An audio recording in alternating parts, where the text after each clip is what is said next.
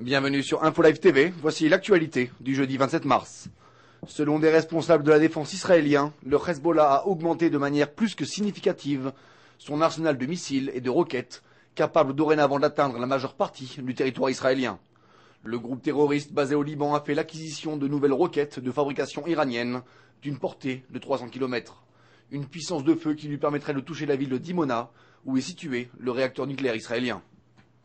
Selon le ministre syrien des Affaires étrangères, Wadi Moualem, Israël doit prouver son engagement envers le processus de paix. Dans le cas contraire, la Syrie envisagerait de retirer son soutien à l'initiative de paix saoudienne de 2002. Selon le ministre syrien, les pays arabes dont les dirigeants se réuniront à Damas ce samedi décideront d'eux-mêmes d'évaluer leur soutien à l'initiative saoudienne en fonction du degré de coopération d'Israël. Le chef de l'opposition, Benyamin Netanyahou, a appelé aujourd'hui le gouvernement à faire appliquer une baisse des taxes, à relancer les réformes de privatisation et à faire des économies dans le budget de l'État.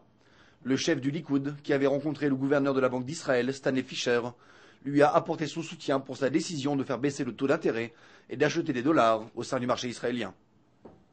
Le gouvernement israélien a récemment mis en ligne des images vidéo issues des lieux de l'attentat de la yeshiva du Merkaz Harav à Jérusalem.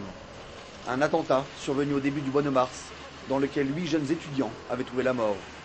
Les 3 vidéos ont été postées sous le nom de Stopper le terrorisme, Stopper le bain de sang, et sont destinées à faire prendre conscience à l'opinion internationale de l'horreur causée par de telles attaques. Enfin, un changement d'heure ce soir en Israël. Le pays passera à l'heure d'été cette nuit, comme tous les ans, le dernier vendredi avant la date du 6 avril.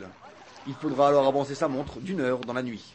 Lorsque l'horloge sonnera les 2 heures du matin, il sera en fait déjà 3 heures. Ce changement d'heure, qui nous fait perdre 1 heure de sommeil, permet cependant à l'État d'Israël d'économiser 150 millions de shekels. Merci de nous avoir suivis sur InfoLive TV, la première télévision israélienne internationale en direct de Jérusalem.